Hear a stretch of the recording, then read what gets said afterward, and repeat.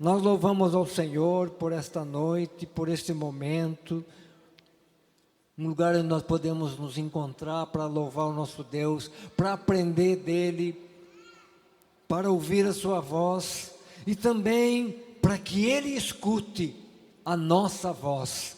O Senhor muitas vezes não, o Senhor está sempre querendo ouvir a nossa voz, no louvor, na oração. Ele sabe, Ele conhece os nossos pensamentos, mas Ele tem prazer em ouvir a nossa voz. Então, você pode se expressar na presença do Senhor, amém? Louvado seja o Senhor. Hoje nós vamos trazer uma palavra voltada para a libertação, porque hoje é culto de libertação. A Lagoinha tem um entendimento de que libertação tem a ver com mudança de atitudes, porque a palavra do Senhor fala, João 8,32, conhecereis a verdade e a verdade vos libertará. Então o conhecimento da verdade, que é a palavra de Deus, vai fazer com que nós mudemos as nossas atitudes, aquilo que nós fazíamos, que nós entendíamos, que muitas vezes nós herdamos por herança familiar e atitudes e comportamentos que diante de Deus não são agradáveis. Pela palavra nós reconhecemos isso, pela palavra nós chegamos a esse conhecimento e o Espírito Santo nos constrange a deixar essas práticas. Isto é libertação. Libertação não é somente expulsar demônios. Libertação muitas vezes é nos libertar de linguajar obsceno, linguajar ofensivo. Libertação muitas vezes é nos libertar de comportamentos, nos libertar da preguiça, nos libertar da procrastinação. Isso tudo é libertação. Porque às vezes nós falamos em libertação, o pessoal já pensa logo no sobrenatural, no demônio saindo, pulando e estribuchando. Não, muitas vezes nós temos que nos libertar de coisas que nós achamos que são hábitos, mas que são comportamentos que depõem contra a nossa santidade. São comportamentos muitas vezes que nós herdamos da cultura familiar e que ofendem a santidade de Deus. Por exemplo, a idolatria. Mas vamos lá, então eu quero que vocês abram a palavra do Senhor na carta aos Efésios, a carta do apóstolo Paulo aos Efésios, a partir do capítulo 6, versículo 6, capítulo 6, a partir do versículo 10, é um texto muito conhecido para quem já serviu em alguma igreja na área da libertação. E o título da nossa mensagem é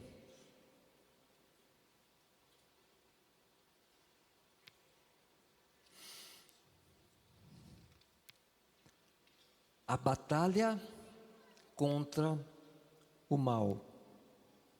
Você achou aí na sua Bíblia? Vamos ler então. Diz assim a palavra do Senhor.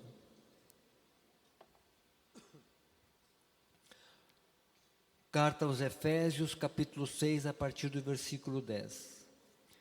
No demais, irmãos meus, fortalecei-vos no Senhor e na força do seu poder. Revesti-vos de toda a armadura de Deus, para que possais estar firmes contra as astutas ciladas do diabo. Porque não temos que lutar contra a carne e o sangue, mas sim contra os principados, contra as potestades, contra os príncipes das trevas deste século, contra as hostes espirituais da maldade nos lugares celestiais. Portanto, tomai toda a armadura de Deus, para que possais resistir no dia mau e, havendo feito tudo, ficar firmes. Estai, pois, firmes, tendo cingido os vossos lombos com a verdade, e vestida a couraça da justiça, e calçados os pés na preparação do evangelho da paz, tomando sobretudo o escudo da fé, com o qual podereis apagar os dardos inflamados do maligno. Tomai também o capacete da salvação e a espada do Espírito, que é a palavra de Deus, orando em todo o tempo, com toda oração e súplica no Espírito, vigiando nisto, com toda perseverança e súplica por todos os santos. Soberano Deus, bendizemos o teu santo nome pela tua palavra, a verdade que nos liberta. Nós oramos, Pai Celestial, para que a tua palavra seja viva, que ela venha como uma espada de dois gumes, que ela possa entrar dividindo alma e espírito, juntas e medulas, discernindo os pensamentos das intenções do coração. Que a tua palavra entre no nosso coração trazendo transformação, e que através do teu Espírito Santo essa mesma palavra, Senhor, se torne viva, e que o teu Espírito nos convença do pecado, da justiça, do juízo. Também oramos, Deus, para que todo espírito de trevas não encontre espaço, não roube a boa semente da tua palavra. Repreendemos as aves do céu, repreendemos os espinhos que sufocam a palavra, que são as preocupações do coração humano. Repreendemos também, Senhor, aquele coração que é como solo pedregoso, Senhor, que a palavra é recebida com alegria, mas tão logo o sol vem, ela murcha porque não tem raiz. Que a tua palavra fique enraizada, que a tua palavra produza a 30, a 60 e a 100 por um. Que o teu Espírito Santo vá falando, e que o teu Espírito Santo vá tocando em cada coração, substituindo o coração de pedra por um coração de carne. Em nome de Jesus Cristo, nós oramos e repreendemos todo o espírito do erro, toda a confusão mental, todas as fortalezas que se levantam contra a palavra da verdade, e que aqui seja estabelecido o domínio do reino dos céus, em nome de Jesus. Amém. Amém, gente?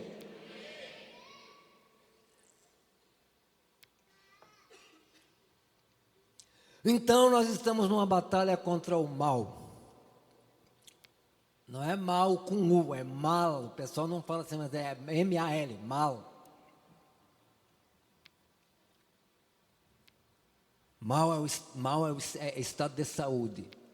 O lobo mau comeu a vovozinha e passou mal. Entenderam a diferença? Brincadeirinha.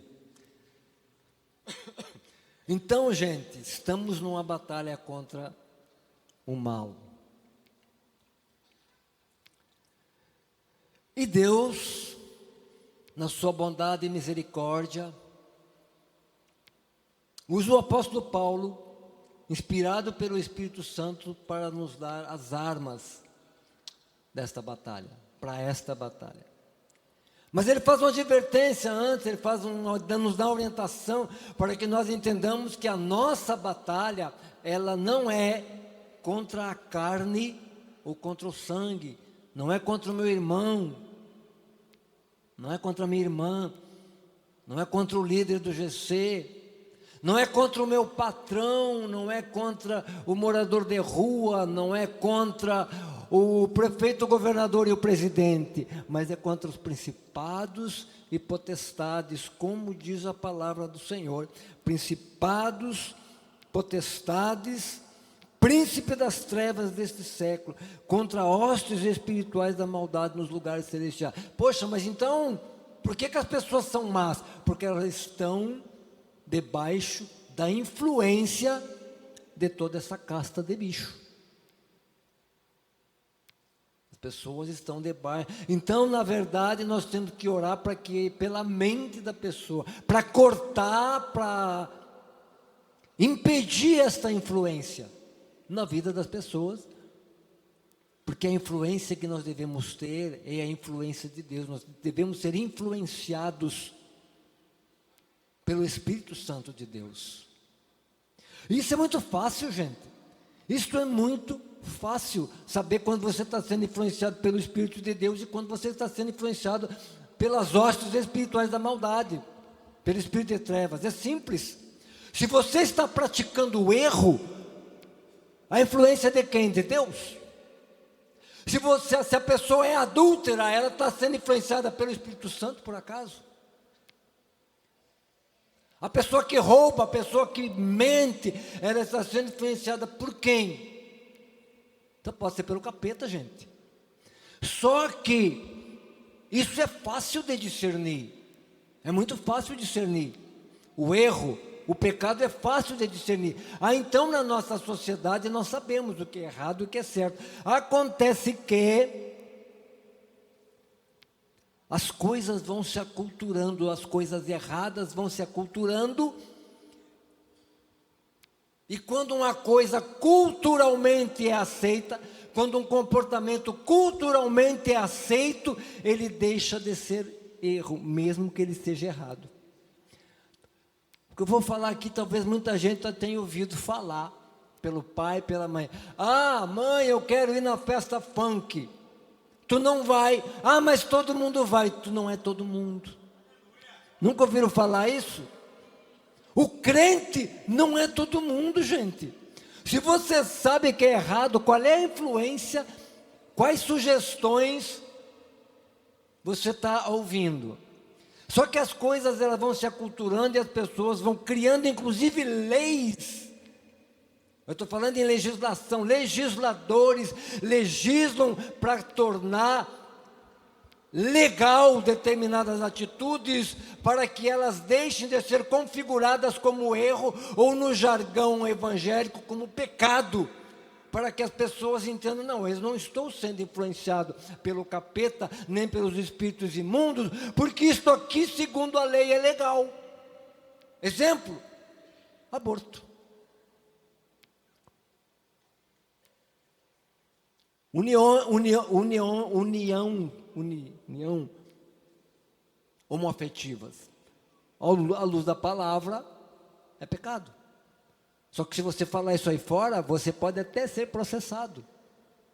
Ah, mas eu estou fazendo a legislação, a lei dos homens diz que pode, então não é pecado. União estável, a Bíblia dá nome, fornicação. Homem e mulher que não são casados segundo não são casados judicialmente, eles estão em fornicação. É sexo entre solteiros. Ah, mas eu tenho união estável. Isso chama-se relativismo moral. E a Bíblia não está sujeita a relativismo moral. Ah, mas a sociedade, o não sei o que, o fulano, ciclano, beltrano, tal, as instituições aceitam união estável como um casamento. Então eu não estou em pecado. Bom, você não está em pecado aos olhos dos homens, mas aos olhos de Deus sim. Então determinadas coisas, os legisladores vão mudando a lei, colocando como lícitas, porque até então a sociedade, não, isso aqui está errado, eu estou sendo influenciado por coisas erradas. Aí os espíritos imundos, os espíritos de trevas, eles se sentem à vontade para legislar sobre a vida do ser humano. E pasmem, legislar sobre a vida dos crentes. É por isso que nós estamos falando hoje de libertação. Libertação é mudança de conduta. E aí quando a mãe e o pai dizem assim, você não é todo mundo. A pessoa diz, e agora?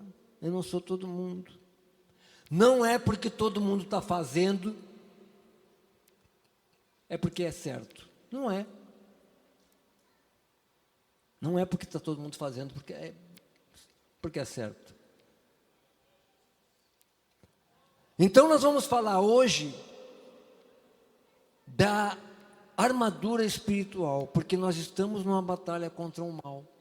E vocês vão ver que só tem uma parte dessa armadura que é a arma de ataque, que é a espada do Espírito. Todas as demais peças da armadura é para nos proteger. Aí, para a gente ver a intensidade dos ataques das trevas sobre a nossa vida, que nós precisamos mais de proteção do que arma para atacar. Então, a nossa primeira parte da armadura, o apóstolo Paulo fala, versículo 13 do capítulo 6. Portanto, tomai toda a armadura de Deus para que resistais, para que possais resistir o dia mau, e havendo feito tudo isso, ficar firme. Estais, pois, firmes, cingindo os vossos lombos com a verdade. Vamos lá. Verdade. O que é a verdade? Para nós a verdade é a palavra de Deus. Existe verdade absoluta? Por crente existe. A verdade absoluta é a palavra de Deus. Mas hoje o negócio está tão desvirtuado que quando tu fala, eu vou te apresentar a verdade, aí o capeta bota na boca das pessoas. Essa é a tua verdade. Mas vai chegar um dia, no grande dia do Senhor, que essa verdade toda será incontestável, que é o dia do grande julgamento.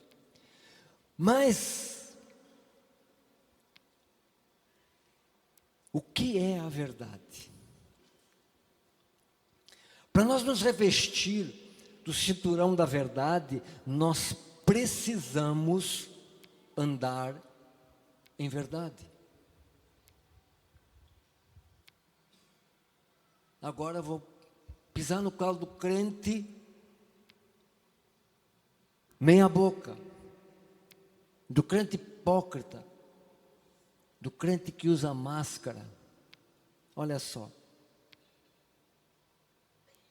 A verdade, essa parte da armadura, para que ela seja eficaz na minha vida, eu tenho que viver na verdade. A minha vida não pode ser uma farsa. Então eu venho para o culto, eu sou o pastor Ronaldo, e aí aqui eu venho, prego e grito e pulo, não estou falando, não é piadinha não. E aí, falo da verdade, mas eu estou fazendo um teatro aqui, porque eu não vivo na verdade. Aqui em Efésios capítulo 4 e 5, principalmente no 5, o apóstolo Paulo começa a falar dos deveres do marido, dos deveres da mulher, e ele fala assim: mulheres, sujeitai-vos a vossos maridos, como ao Senhor, porque o marido é o cabeça da mulher. Isso aqui está lá no versículo 22 do capítulo 5 de Efésios. Como também Cristo é o cabeça da igreja, sendo Ele mesmo, Ele próprio Salvador do corpo. Essa palavra é muito bonita, enquanto ela estiver aqui na Bíblia. Mas as pessoas não querem aceitar essa verdade.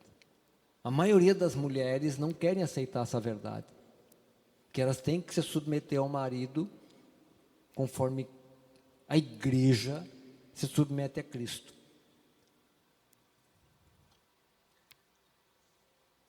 Calma que vai chegar nos homens, tá? Não dá sorrisinho de canto e boca aí não. Então, de sorte que assim como a igreja está sujeita a Cristo, assim também as mulheres estejam sujeitos aos seus maridos. Beleza. Aí a irmã do coque é cheia da unção e fala em línguas e profetiza e interpreta línguas e ora e blá blá blá blá blá blá blá blá blá, mas a vida dela é uma farsa porque ela não se submete ao marido. É uma mulher rixosa, não cuida da sua casa, não cuida dos filhos. E aí depois vem para o culto, na hora da batalha, vem orar na libertação e invoca a armadura de Deus sobre a sua vida e diz: Senhor, eu me revisto agora do cinturão da verdade.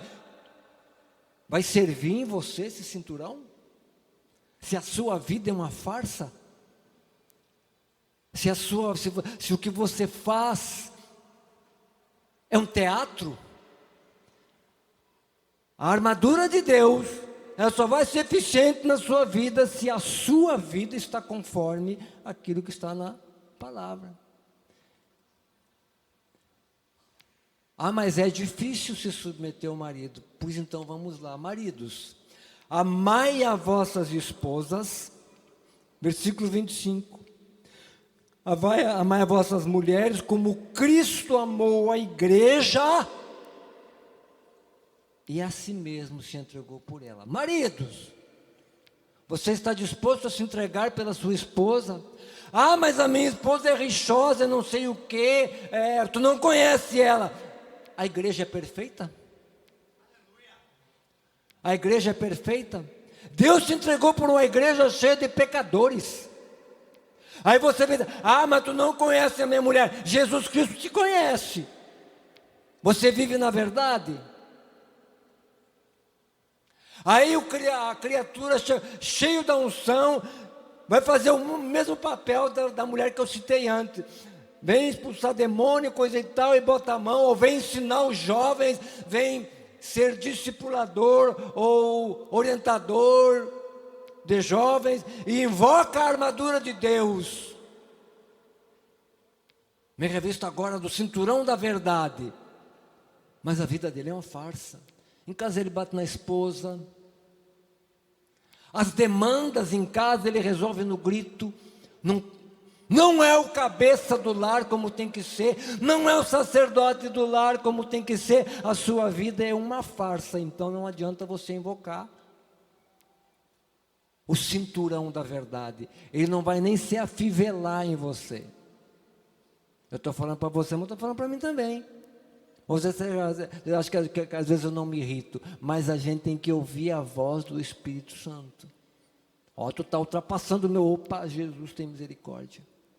Essa verdade, o cinturão da verdade, ele vai ficar ajustadinho em você, marido. O cinturão da verdade vai ficar ajustadinho em você, mulher. Então nós temos que, depois nós vamos entender porque que o apóstolo Paulo está falando.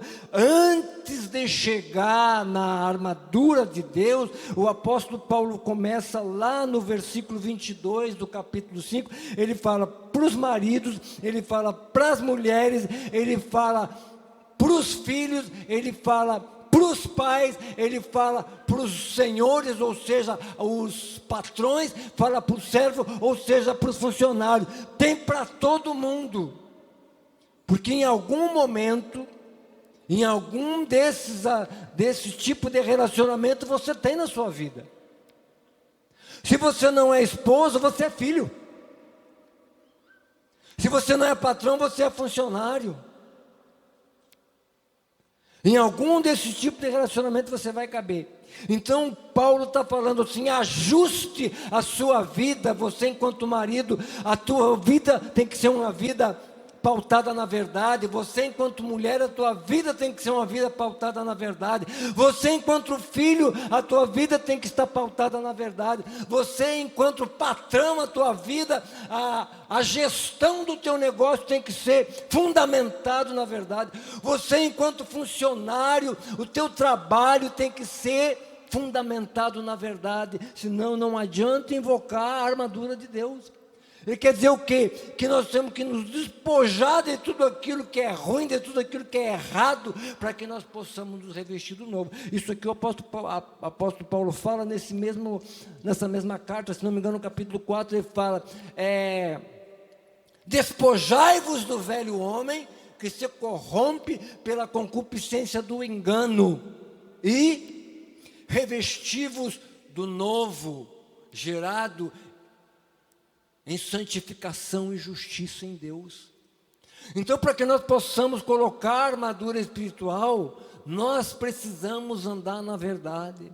A nossa vida em todas as suas etapas, seja filho, seja pai, seja marido, seja esposa, seja patrão, seja funcionário, tem que estar fundamentada na verdade.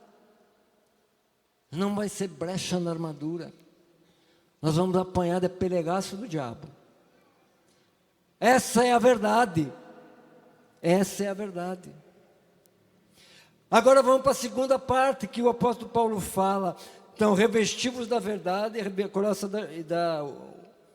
os lombos, revestiu vossos lombos com a verdade e com a couraça da justiça. Aqui, agora vou usar um termo bem mundano, daqui que a cobra torce o rabo. O que justiça o apóstolo Paulo está falando aqui? A minha justiça própria, gente do céu. O apóstolo Paulo, quando ele escreve uma carta, a 1 Coríntios, ele fala de uma ocorrência na igreja de Corinto, que era irmãos em litígio com irmãos diante de cortes pagãs. E ele fala assim, já é uma falta, já é um erro ter litígio entre vocês. Será que não tem no meio de vós nenhum sábio que possa julgar a causa entre irmão e irmão, a ponto de vocês terem que ir diante de pagãos para resolver as causas de vocês? Agora você imagine se eu fosse um juiz pagão, e me chega o irmão e a irmã, ou sei lá, da Lagoinha Canon, e diz, olha só, seu meritíssimo, eu vim aqui porque eu estou entrando na justiça contra esse meu irmão aqui por dano moral.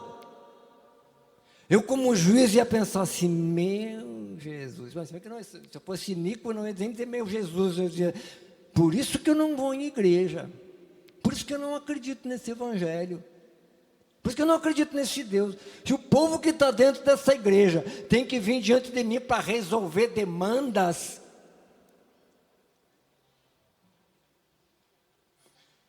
para tirar dinheiro do outro, mas será... Que categoria que é esse pastor que não orientou esses que se dizem crente que essas coisas não devem acontecer diante do crente? Porque o pessoal aí fora pensa que todo mundo aqui é santo, pensa que todo mundo aqui não erra. Gente, nós erramos, nós nos estressamos com o nosso irmão. Vocês pensam que eu acho que vocês são todo mundo bonitinho, lindinho. Às vezes eu tenho um aconselhamento, a vontade de pegar a criatura pelo pescoço e dar um chute no traseiro. Mas eu não faço isso porque o Espírito Santo falou, mas porque nós temos a palavra. Mas e por que irmão entra em demanda judicial com o irmão diante de cortes pagãs? Isso acontece no nosso meio. Por quê? Para receber dano moral. Nós vivemos uma época que é a ditadura do direito e a indústria do dano moral, e os crentes embarcaram nessa. Aí o cara, ele não vai levar o irmão diante. Se o pastor dele é cabra macho, se o pastor dele é de palavra e ele crê na Bíblia, se o pastor dele é crente, ele não vai levar o irmão diante do pastor. Sabe por quê? Porque o pastor vai dizer o que está escrito lá em 1 Coríntios, que Paulo aconselhou: sofre o dano. Se o pastor é cabra macho, ele vai chamar os dois, vem cá, sofre o dano, perdoa. Isso é justiça divina. Mas não, a minha justiça própria requer que eu seja indenizado por dano moral. Aí se o pastor dizer sofre o dano, perdoa, ou negocia com teu irmão, se não tiver jeito, sofre o dano. Mas isso não é, essa justiça não me agrada, porque não satisfaz a minha sede de justiça. O apóstolo Paulo fala aos Efésios, o apóstolo Paulo fala aos Filipenses, capítulo 3, versículo 9, que eu seja achado nele, não tendo a minha própria justiça, que vem das leis, mas a que vem da fé em Cristo. A justiça que vem de Deus pela fé. Só para vocês entenderem, vou abrir lá a primeira, não precisa abrir, eu vou ler para vocês aqui, 1 Coríntios.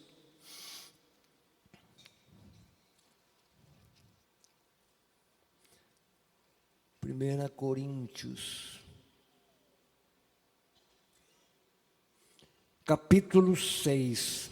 Ousa algum de vós, tendo algum negócio contra outro, ir a juízo perante injustos, e não perante os santos? Não sabeis vós que os santos, nós os crentes, vamos julgar o mundo? O apóstolo Paulo fala, não sabeis vós que vós vão julgar o mundo? Ora, se vocês vão julgar o mundo, será que vocês não são dignos de julgar as pequenas coisas? E ele diz assim,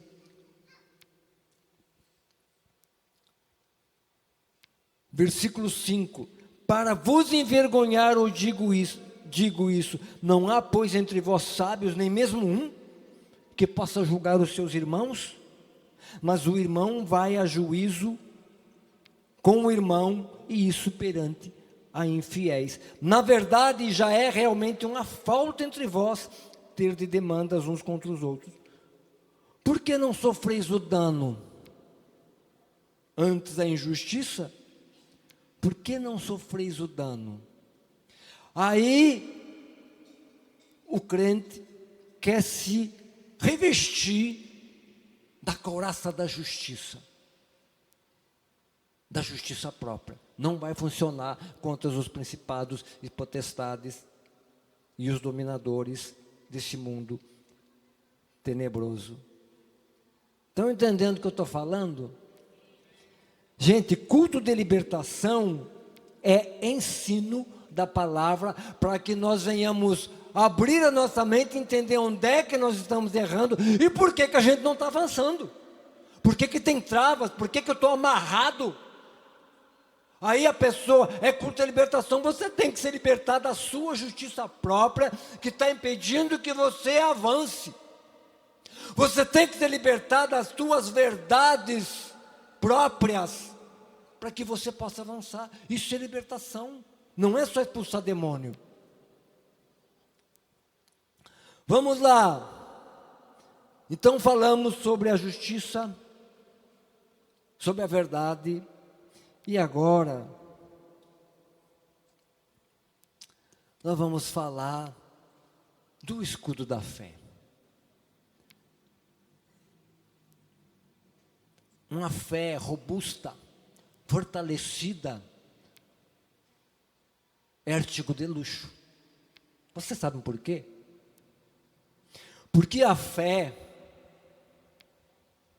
é a única coisa na Bíblia, a coisa espiritual que pode ser cultivada, aumentada. Jesus Cristo fala, se tiverdes fé como um grão de mostarda, direis para esse monte, transporta até daqui, e ele vai fazer. E o Senhor fala que a fé é como também, ele compara como um fermento colocado numa massa que vai crescendo, crescendo. É uma comparação. Então a fé, ela precisa ser trabalhada, precisa ser alimentada, e tem uma outra parte que daí a gente fica devendo, a maioria dos crentes fica devendo, é que a fé, para que ela cresça, o combustível da fé, o alimento da fé,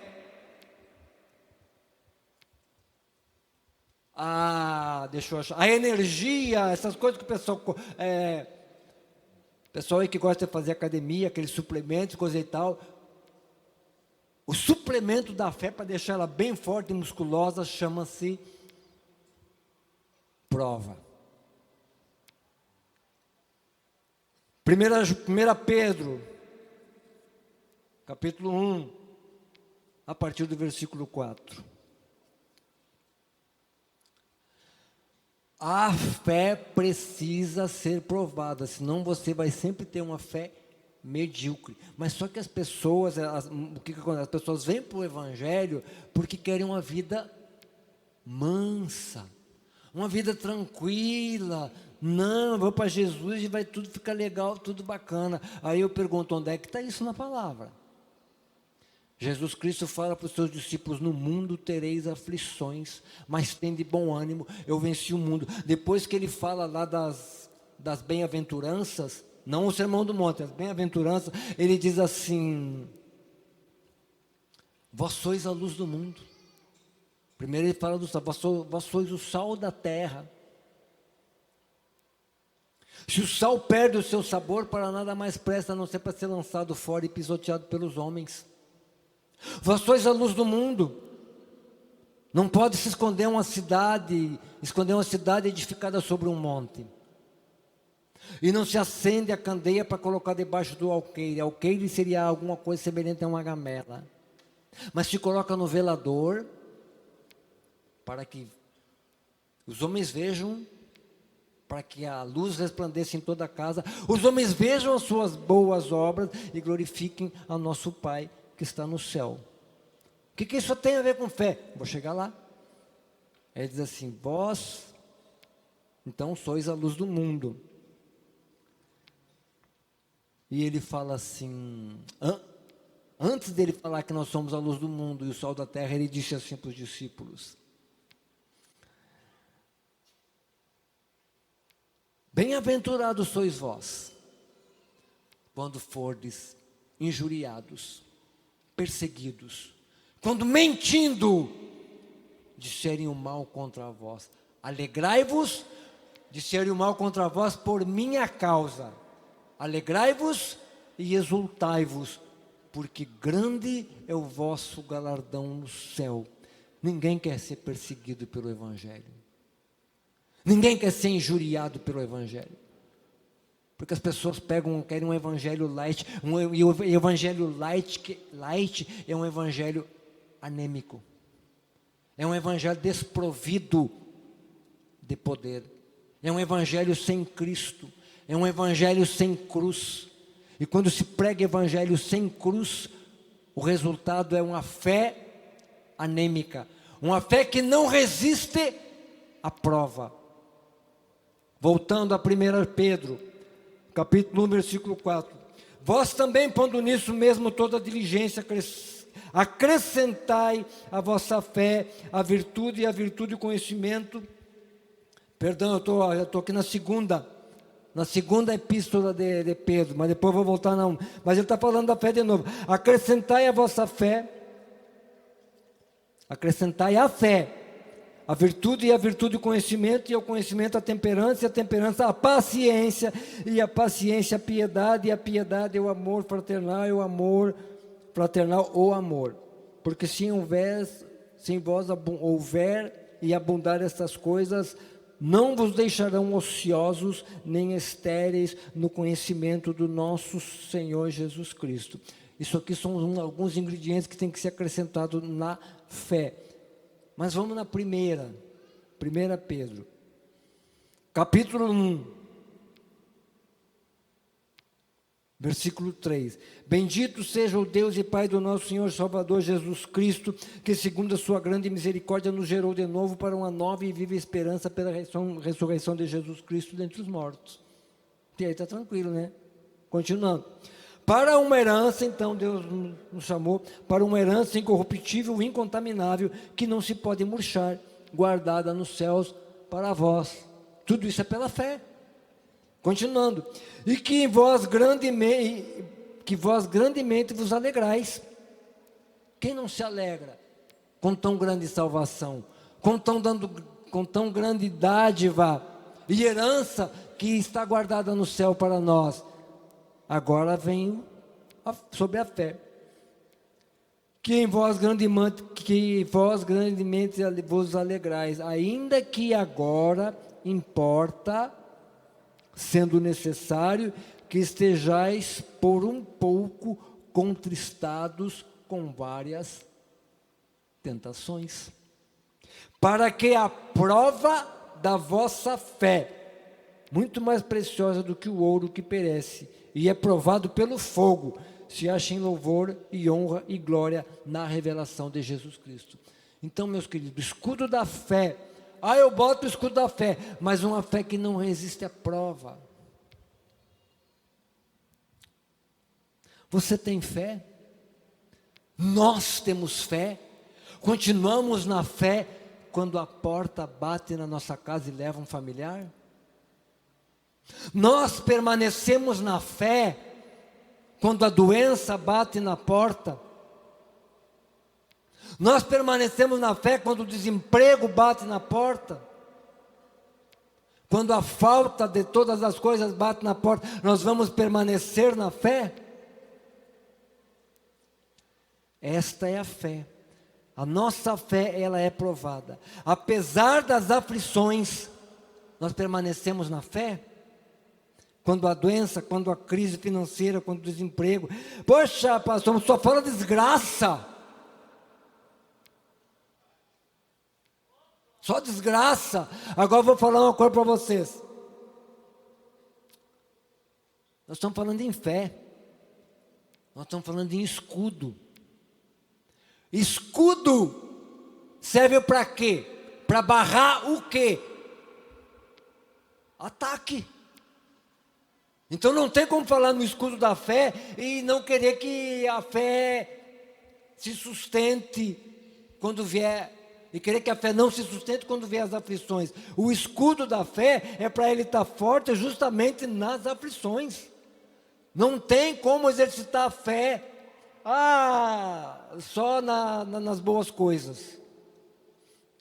A fé, ela vem, nós fortalecemos a nossa fé para barrar as coisas ruins, para permanecer em Cristo, mesmo diante das coisas ruins.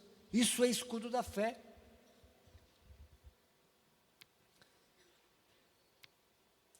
A nossa fé é suficientemente robusta para apagar os dardos inflamados do maligno? E de que forma vêm esses dardos inflamados do maligno? A nossa fé é suficientemente... Ou será que quando vier a aflição eu vou murmurar, que é a linguagem do diabo? Ou será que quando vier a aflição eu vou abandonar a fé? Não, Deus me abandonou. Realmente, esse negócio de religião, de cristianismo não é para mim. Se você é cristão, se você optou por Cristo, prepare-se para a guerra. Mas Deus dá a armadura. E o que nós estamos falando aqui, que nós estamos tentando trazer a um entendimento da congregação, é que a armadura do Espírito, elas têm que estar coerente com a nossa postura. Não adianta eu querer, Senhor, agora eu me revisto da armadura de Deus, eu coloco o capacete da salvação, e cinjo meus mãos com a coraça da justiça, com o cinturão da verdade, com os meus pés com a preparação do evangelho da paz, impunho a espada do Espírito e escudo da fé, me levanto e vou, mas eu estou todo capenga. Eu não vivo na verdade, eu vivo na minha justiça própria, eu milito e brigo pelas minhas verdades. A armadura não vai caber. Vocês lembram do episódio de Davi e Golias? Os filisteus afrontaram todo o exército de Israel, não achou um. Aí chega Davi, naniquinho, baixinho, Saul, o rei, pega, já que tu vai, pega a minha armadura. Ele botou a armadura do rei, não conseguiu, era maior que ele a armadura e pesada. A tua armadura, ela tem que estar ajustada em você. A armadura do Espírito só vai se ajustar em você se você vive a verdade, se você espera na justiça de Deus, e se a sua fé, ela resiste às aflições. Amém, meus irmãos? Está todo mundo quieto, acho que eu estou falando bobagem aqui. Capacete da salvação.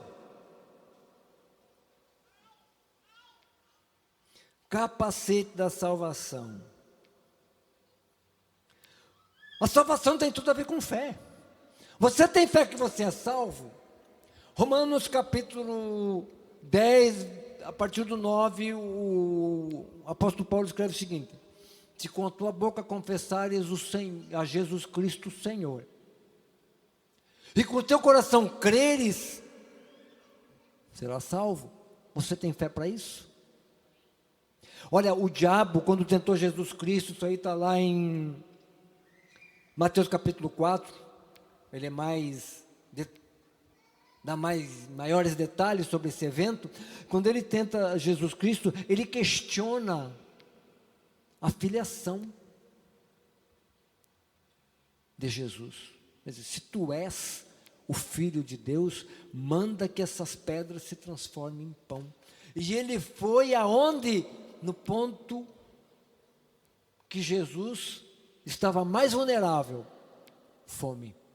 Porque ele estava saindo de um jejum de 40 dias. Então o diabo, ele vai vir tocar nas tuas fragilidades. E aí se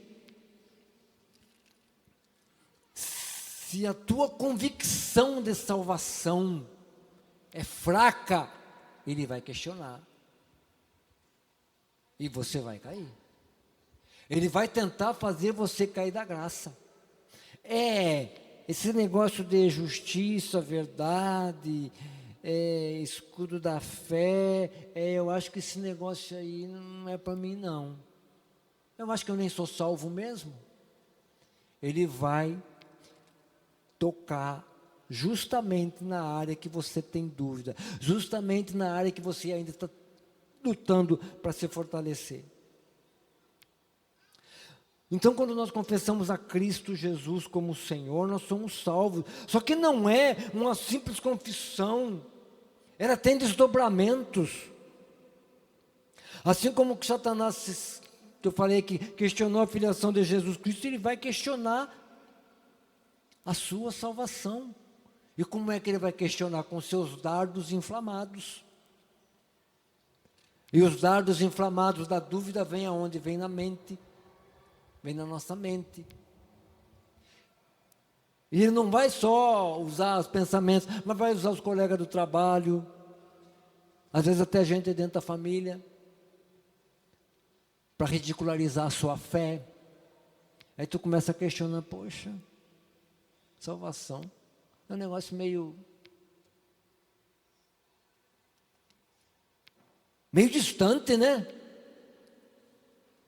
Mas não é, o diabo ele vai tentar. Então o capacete da salvação não pode ser tirado nunca, assim como qualquer peça da armadura. Porque se você é salvo, você crê que quando Jesus Cristo voltar, se você não tiver morrido, você vai ser transformado e levado. Se quando ele voltar você já tiver morrido, você vai ser ressuscitado e você vai. Isso é fé.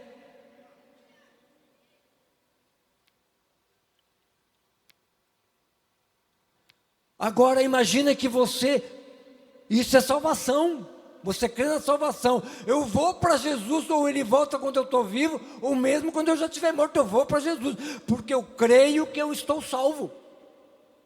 Agora não, eu vou deitar, aí eu vou tirar a armadura, e vou tirar o capacete da salvação e botar no bidê do lado. E se Jesus Cristo voltar quando tu estiver sem o capacete da salvação, tu fica, criatura. Vale a pena? Então o capacete da salvação, você bota, toma banho, come, faz tudo com ele, assim como toda a armadura, porque o diabo não vai perder, os espíritos da treva não vão perder a oportunidade de nos tirar do foco que é Jesus Cristo. Então ele lança os seus dardos inflamados, questionando a nossa salvação e outras tantas verdades bíblicas que dão suporte para a nossa salvação. Em 1 Coríntios, a primeira carta aos Coríntios, capítulo 15, tem um fato bem interessante. Eu vou ler aqui para vocês. Do versículo 12 ao 22... Você crê que Jesus Cristo ressuscitou? Olha o que o apóstolo Paulo fala aos Coríntios. Ora, se prega que Cristo ressuscitou dentre os mortos, como os dizem alguns que Cristo não ressuscitou? E se não há ressurreição dos mortos, então Cristo não ressuscitou. Ora, e se Cristo não ressuscitou, é vã a nossa pregação. E é vã a nossa fé. E assim somos considerados como falsas testemunhas de Deus, porque nós somos testemunhas de Deus. Pois testificamos que Deus, que ressuscitou a Cristo, ao qual, porém, se alguns dizem não ressuscitou, não é verdade. Então os mortos não ressuscitarão. Porque se os mortos não ressuscitam, então Jesus Cristo não ressuscitou. Isso aí são elucubrações que são feitas aqui na nossa mente, que o inimigo vai tocando. Não, mas será que Jesus Cristo ressuscitou mesmo? Não, mas não, isso não pode. A ressurreição de Cristo é um fato histórico. Não acharam o corpo. Ah, pastor, mas naquela época era comum dar o corpo das criaturas lá para os cachorros. Tá bom. Onde é que nasceu o cristianismo? Jerusalém. Vocês sabem quem eram os maiores opositores de Jesus? Os fariseus. Quem tinha maior interesse em que o corpo de Jesus fosse preservado eram os fariseus, porque ele não escondeu de ninguém, falou: eu vou ao terceiro dia, vou ressuscitar. Tanto que está no Evangelho de Mateus, quando Jesus Cristo foi levado para o túmulo, os fariseus foram lá falar com Pôncio Pilatos, não me lembro com quem lá, pedindo para botar uma guarda no túmulo, porque diz assim, aquele embusteiro, é o termo usado, aquele embusteiro falou que ia ressuscitar ao terceiro dia. Então vamos botar uma guarda lá, para que não seja o caso de que os seus discípulos roubem o corpo, e depois vem dizer que ele ressuscitou. Aí eles usam os termos, o último embuste vai ser pior do que o primeiro. Então, quem tinha maior interesse em preservar o corpo de Jesus eram os fariseus. E se eles tivessem o corpo de Jesus, de maneira nenhuma eles iam permitir que fosse lançado aos cachorros, para os cachorros comer, porque seria uma prova contra os discípulos e contra a ressurreição. Só que eles não tinham corpo. Ah, pastor, mas então eles botaram o corpo no túmulo errado, os discípulos ficaram no túmulo errado. Quando aquelas duas mulheres foram lá no túmulo, elas chegaram lá, tinha quem no túmulo lá? Um anjo que disse assim: ele não está aqui, mas ressuscitou. Ora, vejam, o anjo também estava montando guarda no túmulo errado. Que coisa, né? O anjo se enganou. Gente, não tem como refutar a ressurreição de Cristo. É um fato histórico. Todos os argumentos que inventaram, todos os argumentos caíram por terra. Então Jesus Cristo ressuscitou. Essa é a nossa fé. E porque Ele ressuscitou, nós somos salvos. Nós cremos naquele que ressuscitou e Ele comprou a nossa salvação. Não tem para onde fugir disso. Então o capacete da salvação é você crer naquele que ressuscitou e que pagou o preço para que nós sejamos salvos. Amém? Vamos por último agora a espada do Espírito. Ah, rapaz. A espada do Espírito é uma arma de ataque, é a arma que Jesus Cristo usou para vencer o Satanás lá na tentação no deserto. Agora é o seguinte. A época que eu servi, o fuzil usado, talvez a maioria do pessoal que serviu sabe disso, era o FAL 762, calibre 762. Hoje não é mais. Eu sei usar o FAL 762. Só que hoje é outro calibre e outro modelo. Se me der o fuzil de hoje, eu não vou saber usar. Porque eu não sei. Eu tenho que ser ensinado neste novo armamento. Porque não vai dar certo, eu não vou conseguir. Eu não conheço. Então a espada do Espírito é o conhecimento da palavra. Então quando nós pegamos a espada do Espírito, nós temos que saber, pedir para Deus adestrar o nosso braço para a peleja. Ele é o Senhor dos exércitos. Tem salmos que falam, é o Senhor quem adestra o nosso braço para a peleja. E como é que nós vamos usar essa espada? Quando vier as investidas do diabo, o Espírito Santo vai trazer à nossa memória aquilo que nós já conhecemos da palavra do Senhor. Mas só que se a gente não lê a palavra do Senhor, não se exercita na palavra do Senhor, o Espírito Santo vai procurar, não achar nada, está vazio, foi deletado. Então não adianta querer se apossar da espada do Espírito, se não tem nada ali. Mas não tem nem um canivetezinho, não adianta. Amém, gente? Agora, a palavra é que vai nos esquadrinhar. Hebreus fala, 4:12, fala que a palavra é a espada mais cortante do que espada de 2 gumes, apta a dividir juntas, medulas, alma e espírito e discernir os pensamentos das intenções do coração. Agora, de quem? Porque às vezes as pessoas têm a péssima mania de começar a ler e diz assim, olha só, vamos ver uma passagem bem bacana aqui. Apóstolo Paulo falando aos Coríntios, ele diz assim, porque quando eu fui ter convosco, eu não pude falar como a espirituais, porque sois carnais, porque havendo divisões entre vós, um dizendo eu sou de Apolo, outro eu sou de Paulo, outro eu sou de Cefas, outro eu sou de Cristo, não sois porventura carnais? Aí a gente lê aquilo ali e fica pensando, isso aqui, essa palavra que serve para o irmão. Mas a irmã lá que vem fazendo fofoca está fazendo dissensão na igreja. Mas você já aplicou ela na sua vida? Será que eu não faço mesmo? Então eu tenho que conhecer a palavra e primeiro ela tem que trazer a transformação em mim.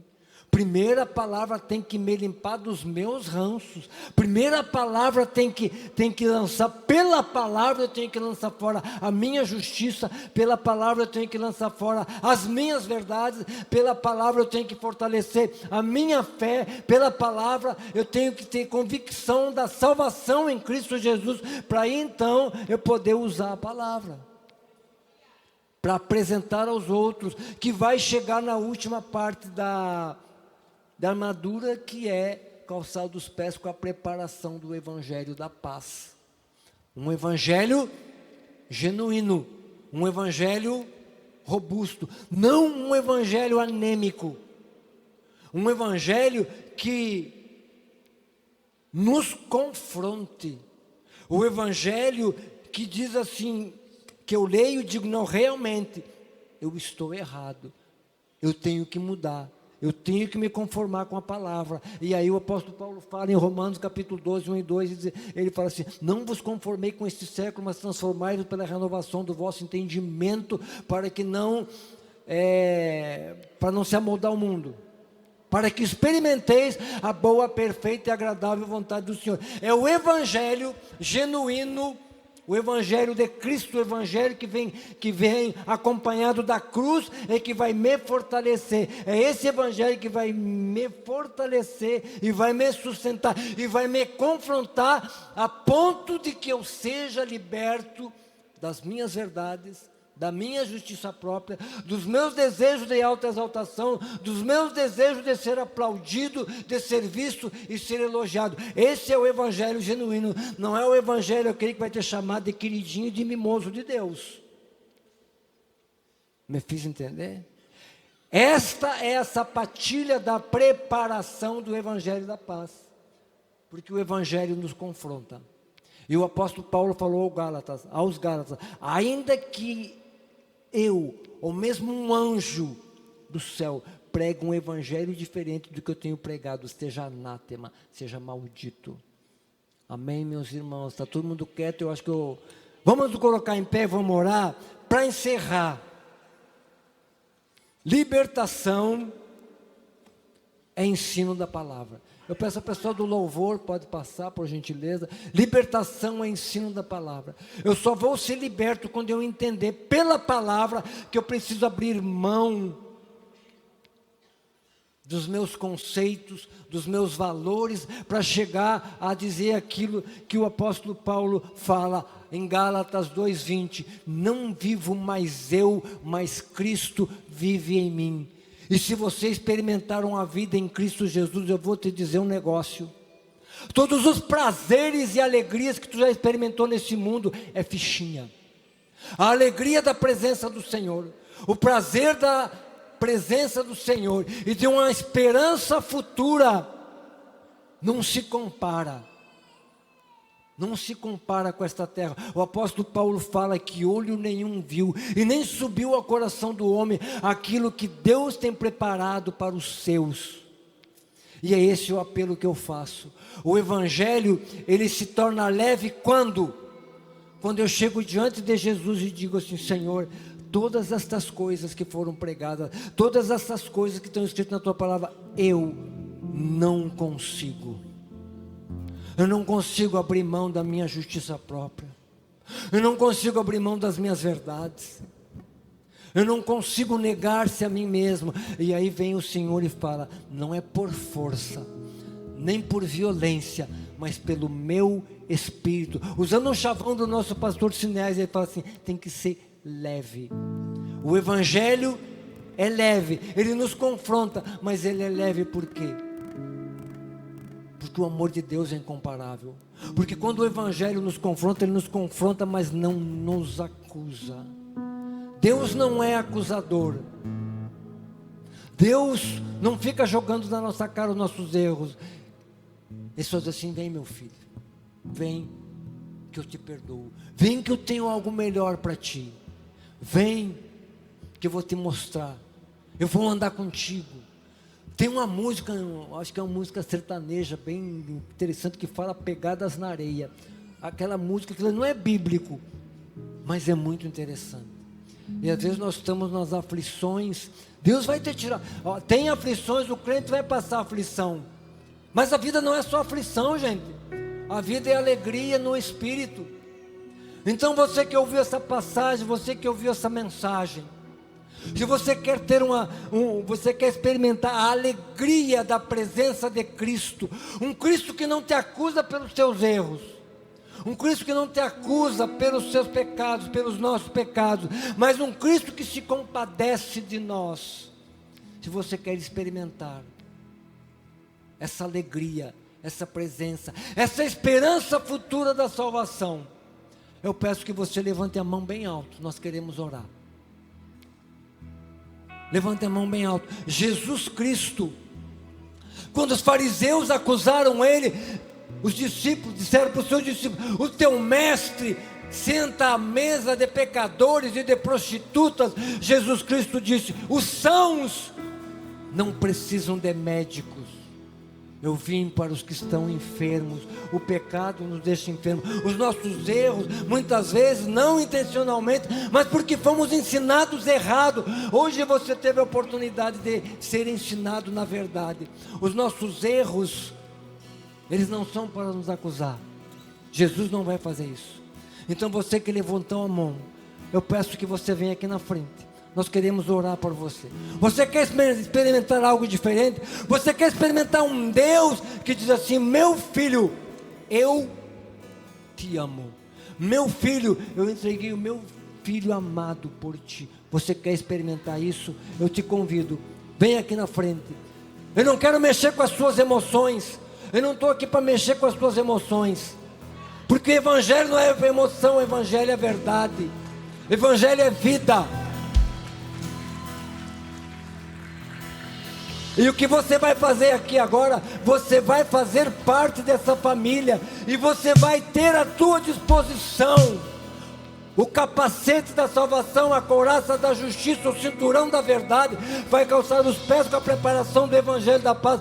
Você vai empunhar a espada do Espírito e o escudo da fé, e Deus vai adestrar o teu braço para a tua peleja diária, porque agora não há, pois, o Evangelho fala: agora, pois, nenhuma condenação há para os que estão em Cristo Jesus, que não andam segundo a carne, mas que andam segundo o Espírito, e o Espírito de Deus está aqui.